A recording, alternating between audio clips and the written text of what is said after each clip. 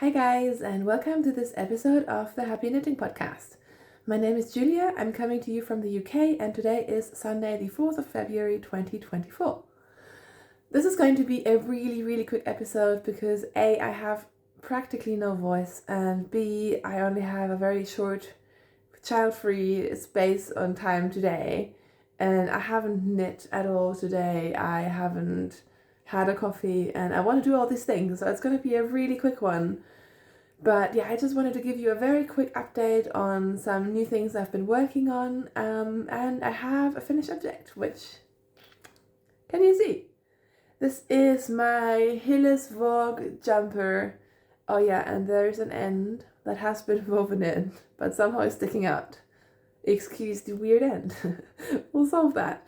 But I just put this on. This is like fresh off the blocking mats, and it is glorious. I love it so much. You can see it's got a mock turtleneck, which theoretically I could fold down and tack down if it annoys me, but I think it's going to be really cozy. I love it. And I self-drafted this. It's just, I started with the mock turtleneck and then did raglan increases and short rows and all of that. And it's just a very boring standard charcoal grey sweater, and it is amazing. I love it. It is very soft considering this is a 100% Norwegian wool. It is warm. It weighs around, I think, 370 grams, which I think is quite good. This is the yarn that I used. This is the Hillis Vogue unspun. I think it's called fur yarn. Not sure how to pronounce that. I'm sorry. It only comes in natural colors. So I have this amount left, and I also have a light gray colorway of this same yarn. So maybe I'll keep this to do something color worky. Maybe I'll do something completely different. Who knows? But yeah, very happy with this. It's very cozy. Obviously, it's a almost black sweater, so it's not fancy or anything like that. But I think this will be a really good staple, especially I tend to have very colorful things, as you know. And I'm just noticing all the Lego in the background. Sorry. But yeah, very happy with this, and I'm also very happy to have this off the needles. It was a bit of a drag to knit because I didn't enjoy the unspun yarn. I held a double. It comes basically as a double strand, so that's what I use, by the way. And big needles. I mean, and I keep saying this. I keep knitting things on big needles, and I don't enjoy it, so I should stop doing it. But this is going to be really useful as a garment for like every day, especially because my home office, which is my craft room office, is in the loft, and it's very cold. So yeah, this will be amazing. And again, this will be great for like working from home. Even I could wear it to work, except at work I go to choir practice, and my office is freezing, and the location of my choir practice is flaming hot, which is already creating some difficulties. So this is going to be really unpractical for that. Anyways, did you need to know that? No. Let's move on. I also have some works in progress, unsurprisingly. So very quickly, this is my Celeste sweater. I have finished the yoke, and I love it. I love this so much. I mean, this is much more me than this is. Yeah, I finished it. I absolutely adore this jumper. This is, of course, by Petite Knit. I have no idea what size I'm knitting because I didn't swatch, but then I did modify it according to my gauge. So I think I did one of the smaller sizes, and then I cast on way more stitches under the underarm to give me that sort of more comfortable fit, but I didn't want a hugely oversized yoke because on some people I think the yoke looks too oversized for me personally. And yeah, I love this so much. The yarn that I'm using for this is Drops Daisy, which is supposedly a non-superwash wool, even though it feels very superwashy to me. But I really like it. It's very spongy. I talked about it in more detail last week. So yeah, the yoke is done. I bought yarn for this, but then substituted the pink, which is also Drops Daisy. I was going to use this for a hat. And you can't even tell, I think. But do I have it here? No. My son keeps running off with my yarn. I have this as my main color, which I think is just called beige. And then there was a very light dusty pink in here as well. I think you can see it here.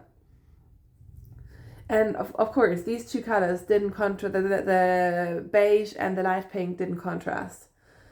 So for a couple of sections, I followed the pattern, but then for sections where there was more contrast involved, I started swapping out the colors. So I did follow the chart, but I did mess around the colors a fair amount.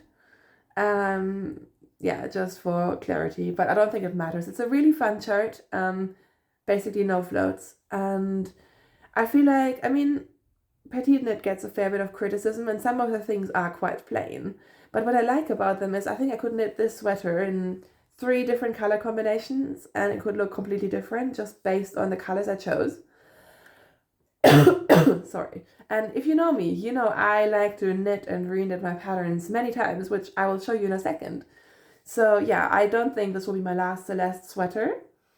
And now I've split for the sleeves and I'm just working on the body, so this is going to be very boring now, but hopefully I can use it for some like TV meeting knitting and so on. And yeah, very, very excited about this. And before we move on to crochet, I wanted to show you another cast on of mine, which, where did it go? I have the yarn here, but where's the actual cast on? And this is also on the topic of re-knitting patterns, because I mentioned over Christmas I got some yarn to knit myself a sensible striped sweater. So the idea was to knit something that is, again, works for the office. And I got these yarns from La Mana. I have a 4th one somewhere. Oh, there we go.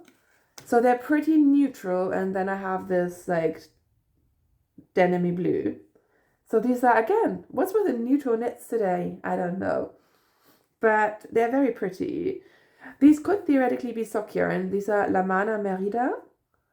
And they're a 50% wool, 25% silk, and 25% polyamide. So they could be socks, but they also have a beautiful shine because of the silk. So I bought these specifically to knit myself a striped sweater. And I think I knew I was going to knit the Stripes, ! By Andrea Maury again, which I've knit twice. I've knit the stripes with stripes, and I've knit a stripeless stripes tee, just in one color, and they've been very wearable to me. So this is going to be along the same line. So I started it yesterday, and this is where we are. So obviously you start at the ribbing. And then the short rows are incorporated into the stripes, which I think is quite clever. So you don't have one big chunk of color. It sort of fades in. And yeah, as you can tell, I am on my 3rd stripe. I'm sort of playing with the pattern a little bit. I'm not sure if you can tell. Like the stripe line here isn't super clear, and that's because of the way that the increases were placed. I'm not going to rip back. I think it's going to be okay, but I'm going to be doing it differently going forward because I'm already planning more of these sweaters. And some people complain that the increases are too rapid at the sweater at the top, which creates sort of like a bit of like a wavy fabric, which I really don't want. But I have knit it twice and I didn't have an issue with it in the past. But just to be sure, and also to avoid that weird sort of increase line, I'm going to be spreading out my increases a bit more gradually throughout the yoke rather than all like according to pattern. So yeah, I'm modifying it a little bit, but yeah, I think it's going to be very, very wearable. I am, trying to make some more, I don't want to say summery sweaters, but we're in the UK, like you can always use a sweater. And yeah, I think this should be really, really handy to have. The colors are boring. I don't love knitting something so neutral, but yeah, I'm hoping the stripes will keep me entertained. And at least I feel like I've been getting better at buying things and then actually using them. So there we are. And then very quickly, I forgot about this earlier. I wanted to show you my, what do you even call this? I keep calling it my marled shawl. This is the Garter Abyss shawl by Stephen West. And I am using my leftovers from my Advent cowl, which you'll probably remember if you've been watching for a while. I did a cowl with a colorwork pattern by We County Yarns, and the yarn that was in my advent was every day you got 10 grams of a JC Rennie, which is a very sort of woolly British yarn. And I just wound up all the leftovers onto one magic ball. So now I am holding that double with mohair. This is new to me mohair. This is the Gazal mohair, which is a Turkish brand. It's a mohair silk.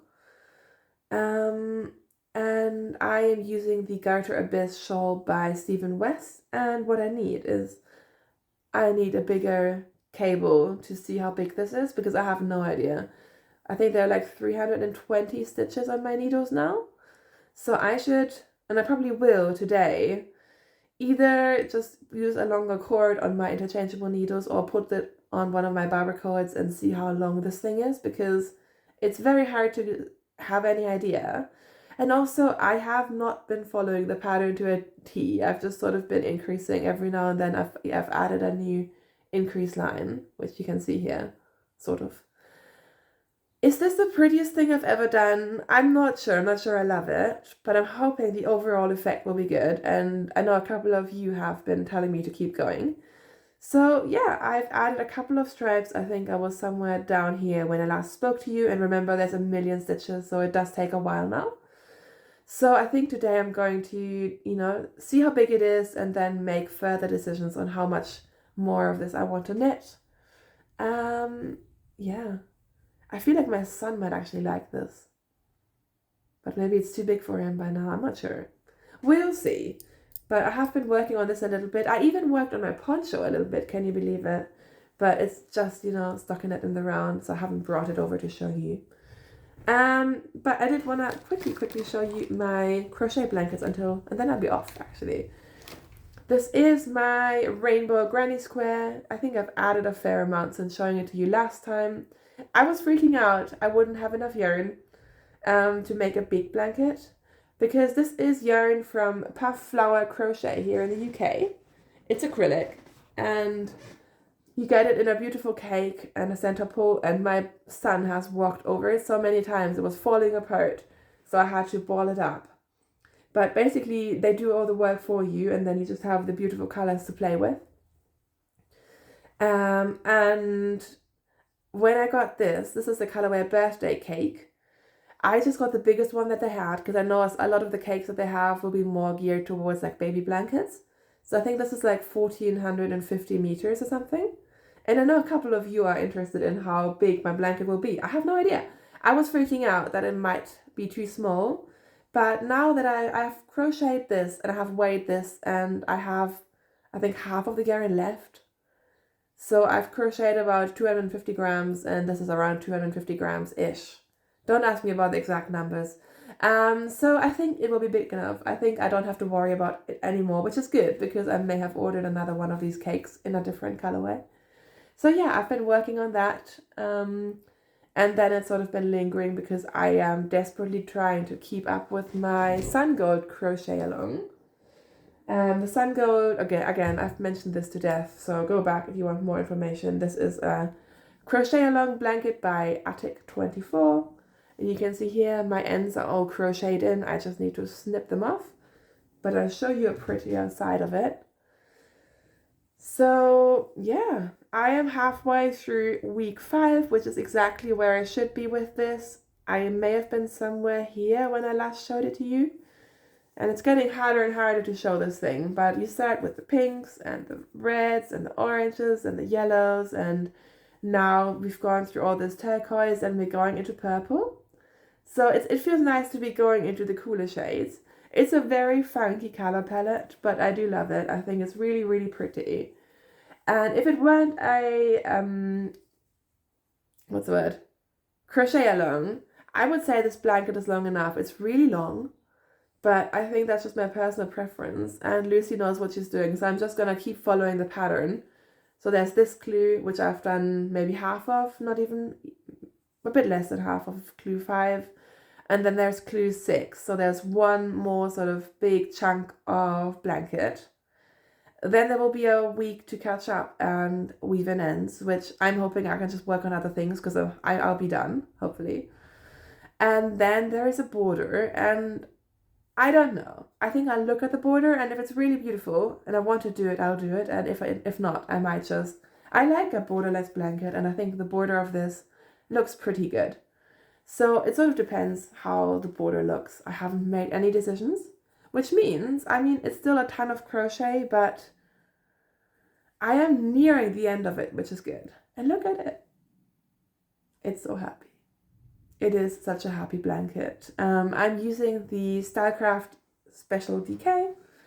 And yeah, this is what I'll be working on more today, I think. I just want to keep up with the clues, and then at some point I think I'll have lots of like big finished objects at the same time, which will be really, really exciting. So yeah, that's been what I've been working on. Honestly, I'm sorry, I feel like I've rushed through this a little bit, but I am conscious of my voice, which I need to have a voice tomorrow for work, and also of my time. So I hope you enjoyed this super quick check-in with what I've been working on, and I will see you for a hopefully slightly more exciting and longer episode soon. Until then, thank you so much for watching. Have a lovely rest of your weekend. Have a lovely week. Stay safe, stay healthy, and I will see you very, very soon. Bye.